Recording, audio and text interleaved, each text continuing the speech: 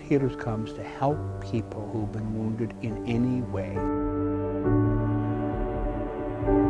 When I left home at 20, I had no identity. I had no idea who I was. I had no idea what I would become. I had no hope of a future. And so what happened between 20 and 40, I stumbled through life. But when I got to 40, I basically was burnt out and on the verge of a breakdown when I began to realize I needed help. Meet Ron Corcoran, author and co-founder of Wounded Healers, a ministry dedicated to helping people find healing from depression, anxiety, and bitterness as a result of physical, emotional, sexual, and verbal abuse. Shame is sort of like a millstone that's hung around a person's neck. You think, this is my label, that's who I am. My name is shameful. And you begin to call yourself names like that.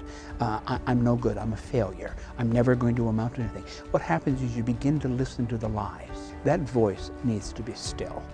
We don't have any healing skills, we don't have any healing power, but I can tell you right now, when people come to me and they're burdened down with things, and somehow by the grace of God, we lay hands upon them, anoint them with oil, we pray for them, and God liberates them.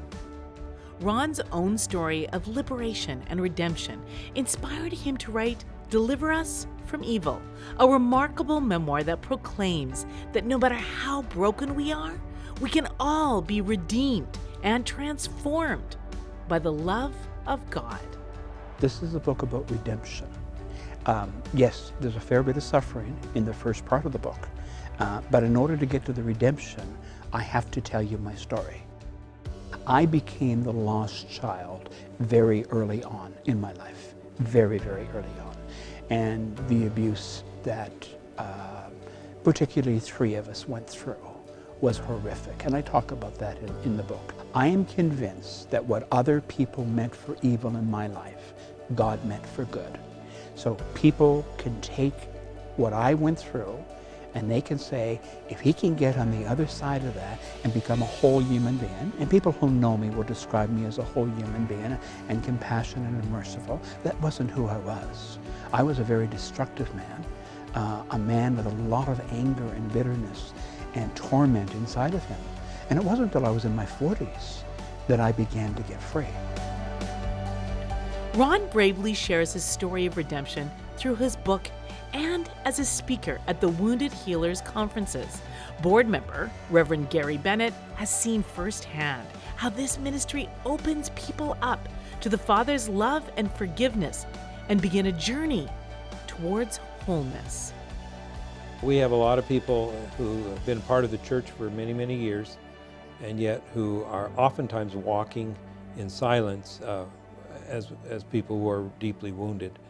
And what I've seen in this ministry, I think more than any other ministry that I've been a part of, I've seen people released from the bondage of years of emotional trauma, spiritual trauma, and I've seen people walk in freedom.